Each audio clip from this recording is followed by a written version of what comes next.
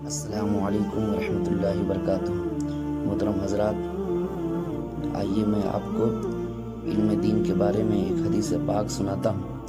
وہ یہ ہے کہ حضرت انس رضی اللہ تعالیٰ عنہ فرماتے ہیں کہ رسول کریم صلی اللہ تعالیٰ علیہ وسلم نے ارشاد فرمایا کہ علم دین کا حاصل کرنا ہر مسلمان مرد اور عورت پر فرض ہے۔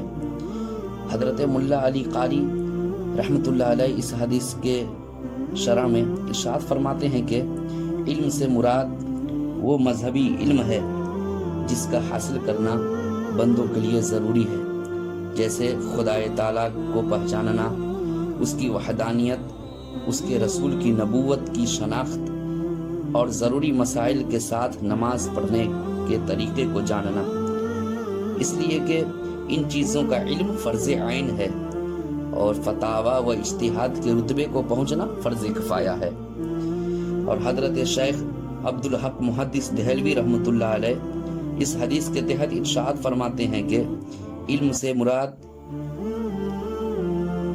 اس حدیث پاک میں وہ علم ہے جو مسلمانوں کو وقت پر ضروری ہے۔ مثلا جب اسلام میں داخل ہوا تو اس پر خدائے تبارک و تعالیٰ کی ذات و صفات کو جاننا واجب ہو گیا، اور ہر اس علم کا ضروری ہو گیا جاننا جس کے بغیر ایمان صحیح نہیں۔ اور جب نماز کا وقت آ گیا تو اس پر نماز کے احکام کا جاننا واجب ہو گیا، اور جب ماہ رمضان المبارک کا مقدس مہینہ آیا تو اس پر روزے کے احکام کو سیکھنا ضروری ہو گیا، اور جب مالک نصاب ہو گیا تو زکوٰۃ کے مسائل کا جاننا واجب ہو گیا، اور جب عورت کو عقد میں لایا تو زن و شوہر سے متعلق مسائل کا جاننا واجب ہو گیا۔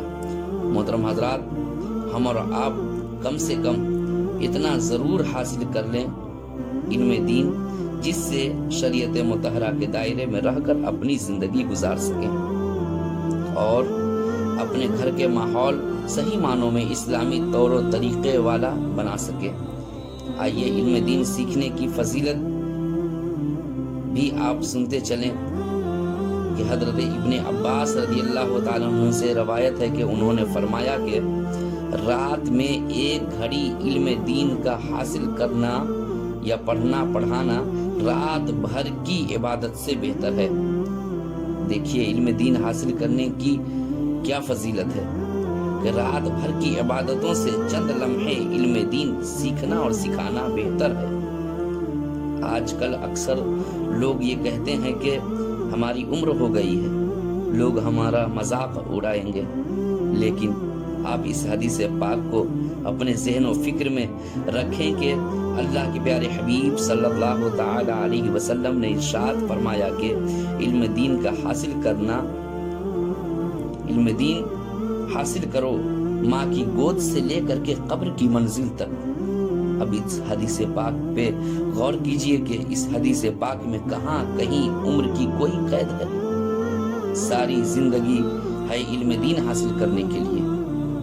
اب رہی بات کہ لوگ مذاق اڑائیں گے تو اس کا انجام وہ خود پائیں گے، یہاں نہیں تو وہاں صحیح۔